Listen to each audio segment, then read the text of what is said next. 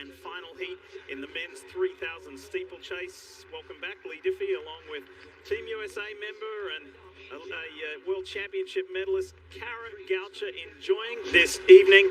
We talk about favourites. One of the favourites, as we've seen, Tokyo bronze medalist of Kenya, Ben Keegan. Yeah, Keegan won a bronze medal over the final 150 meters in Tokyo last summer. He also has an incredible kick. So you think about him and Kipruto for Kenya with those punches and those final meters and end of the race. He would definitely like to move on to this final and collect another medal. You want to talk about an unbelievable comeback story? How about Team USA's 33-year-old Evan Jager? Simply by being on this start line is quite the story, Cara. Yeah, Jager hasn't been in a race this big since 2017. Remember, he's an Olympic bronze medalist. He gets a huge applause from the crowd here.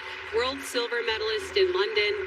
He is just an incredible athlete, and it's really cool to see him back. He's come through so much, Lee, so many injuries, so much heartache, and to make this team was so incredible. In the final at the U.S. Championships, he just sort of unlocked himself. He was doubting himself, he was struggling, and in that race, he just ran free and ran an incredible race to get himself onto this team. I remember when he spoke to our Lewis Johnson after that, and just the sense of relief, but more than that too, the sense of accomplishment of that road back.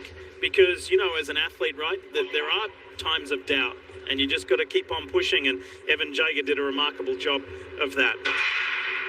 He knows that his teammate Hillary Bohr is already automatically through to the final, and Bernard Keita currently holds the 6th fastest time. So it's the top 3 from each heat, and then the next 6 best times go through. So can we automatically qualify all 3 Team USA members? We'll find out at the end of this heat of the men's 3,000 steeple. Well, I like that Jager decided to go up there and assert himself, put himself in the running. I misspoke. He was a silver medalist in Rio and a bronze in 2017. He has run 8 flat with a fall. In 2015, when he set the American record, he ran 8 minutes flat and he fell. He was on pace to do 7:56 and fell on the last barrier. So much talent in there, but he has aged, he has struggled with injuries, and he's just here so thankful to be here, and he knows, hey, I'm just going to do the best I can, and whatever it is, but trust me, he is going to get every little ounce he can out of his body to make that final and to put up a fight.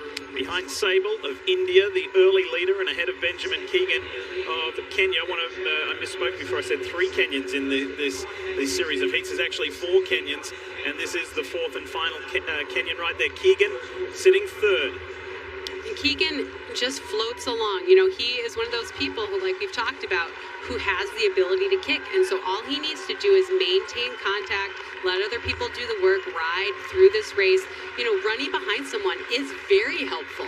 You're not mentally thinking about the pace. You're not mentally looking at the clock. You're just sitting on someone's shoulders and letting them drag you through.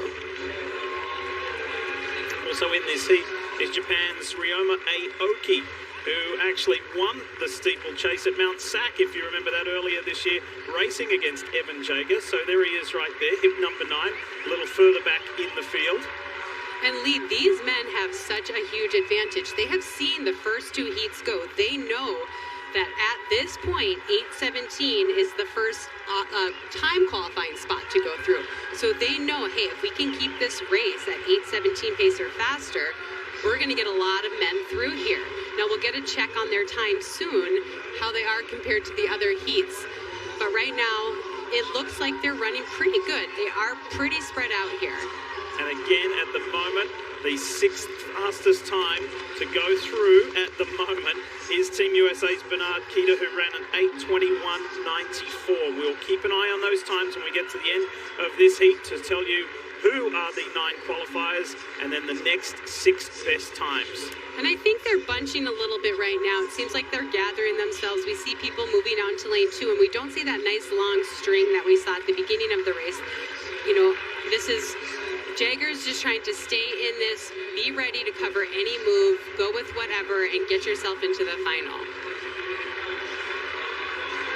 Tara of Norway is in there as well, but the 7-time national champion from Team USA sitting firmly in second, where he has been from the very opening lap.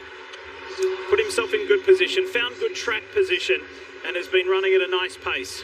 I have to imagine he's thinking if I can just stay on that pace at the other heats, I can get myself through on time. I don't have to worry about kicking through. And he is carrying them right now. They're only about a second slower than the other heats.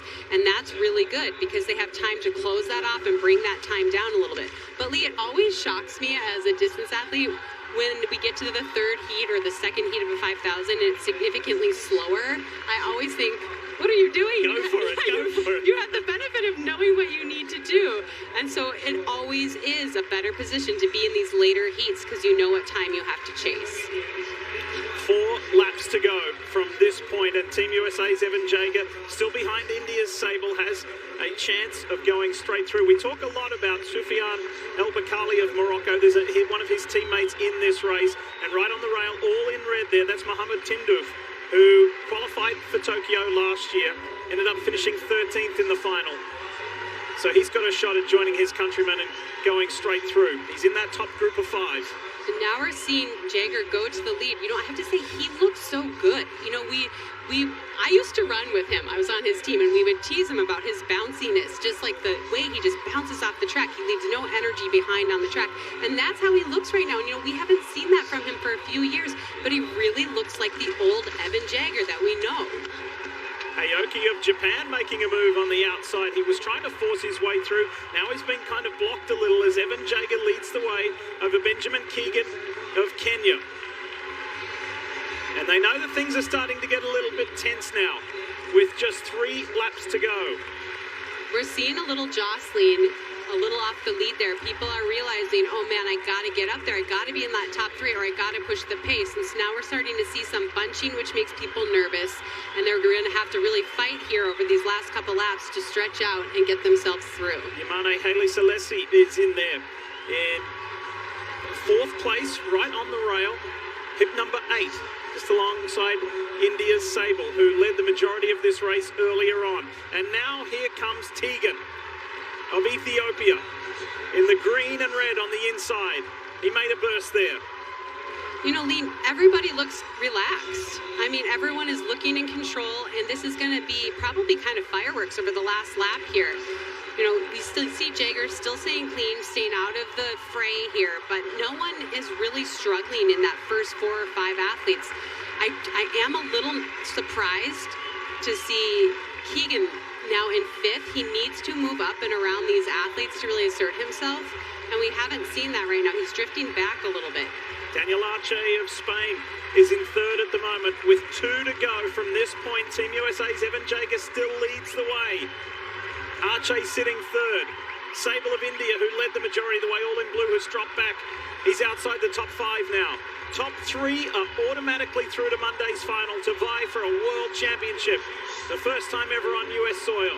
And Lee, they are picking it up now. They are actually now ahead of pace of the other heats we've already seen. And what a story would be for Evan Jager, the first American man to win an Olympic medal in the steeplechase, to be able to run in the final in home soil in the state where he lives.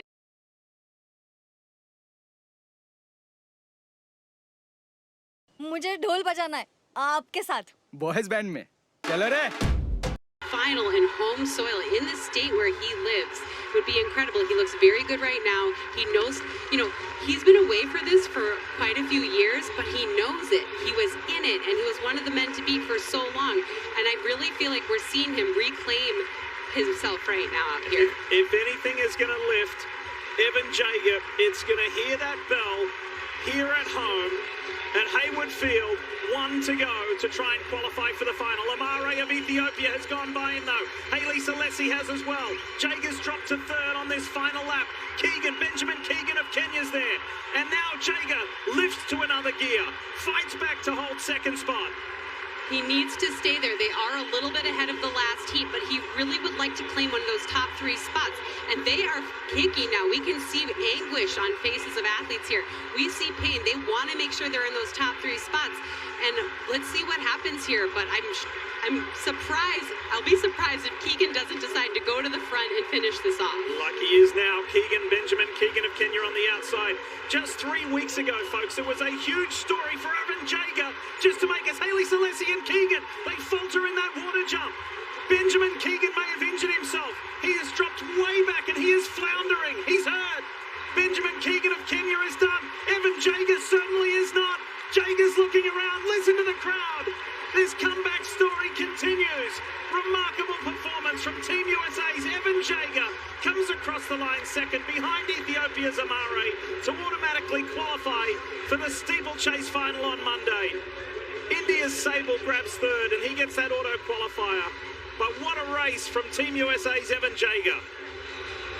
Lee, I really want to go back and see that water jump. What happened? I do feel like Keegan got injured.